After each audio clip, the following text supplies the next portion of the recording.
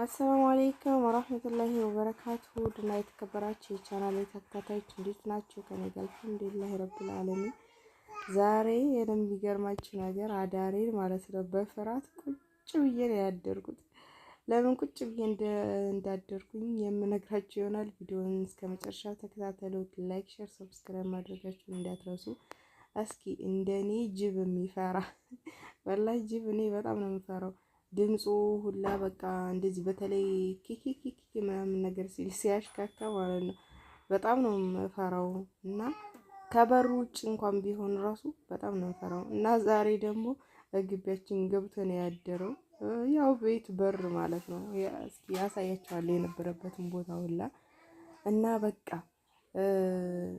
አዳሩን እዚሁ ጎረቤት በነገራችን ላይ ሰደቃ ነበረና ያው ታርዶ ነበረ ትናንትና ለጁማዓ ሰደቃ ተደርጎ ከዛ በቃ የሚወዳድቅ ነገር አይጠፋም ታውቃላችሁ።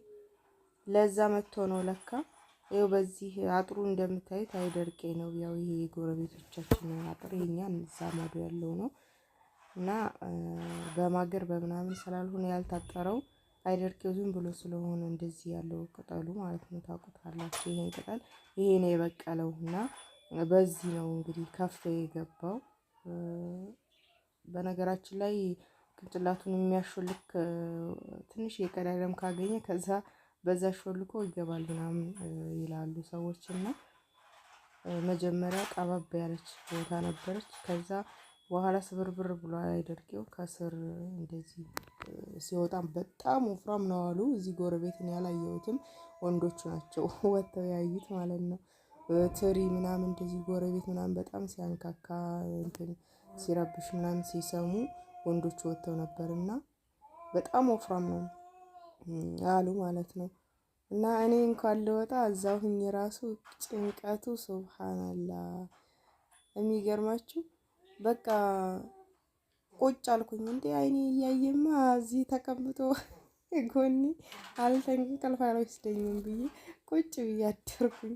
ይህ በዚህ ውስጥ ነው የገባው እና የኛ ቤት ደግሞ ያኛው ሙዙ ያለበት ነው። እኔ ደግሞ ያለሁት እዚህኛው ቤት ነው። የኛ ቤት ይሄ ደግሞ ብረት ያለበት ነጭ ብረት እኔም ማድርበት ነው ማለት ነው።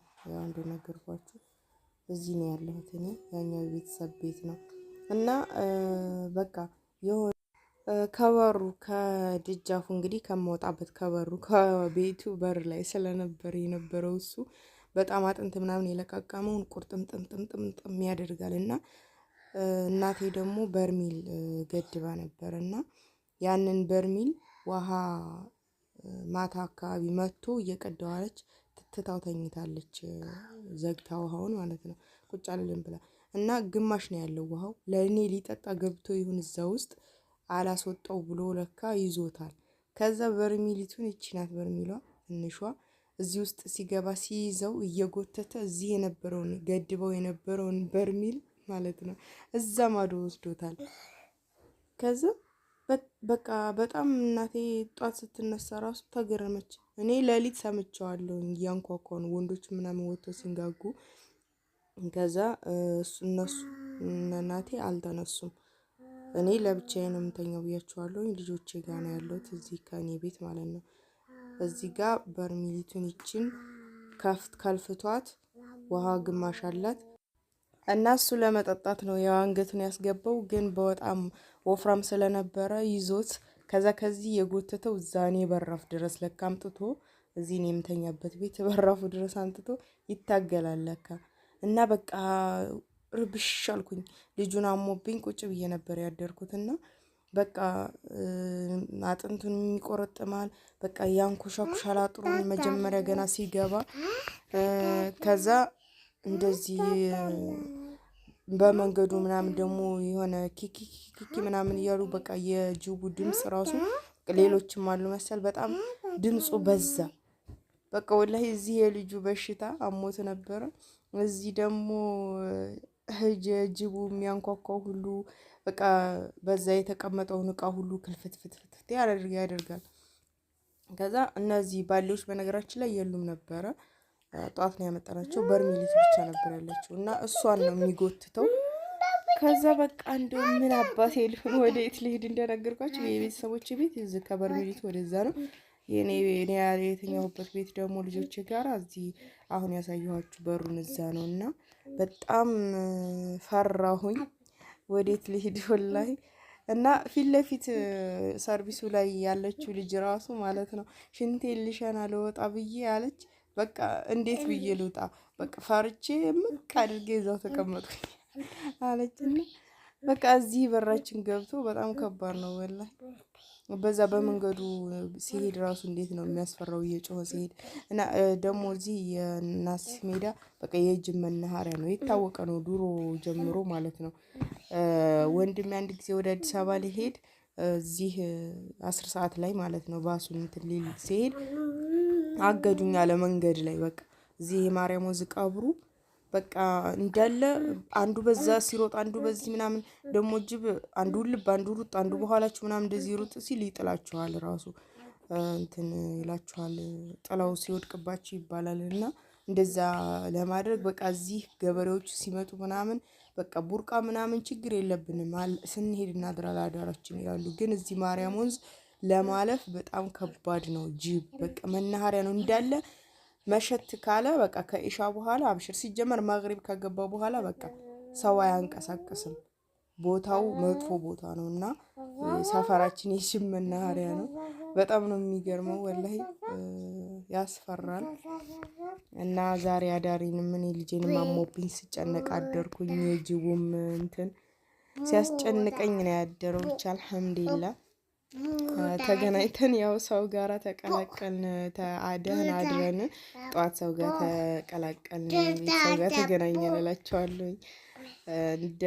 እንደ ተቀምጬ እንደፈራሁት ወላሂ የሚነጋ አይመስለኝም። እንዴ ካልፍቶ በሩን ከፍቶ ቢገባ ራሱ ምናምን እያልኩኝ ወላሂ ስንት ነው ስጨነቅ ያደርኩት።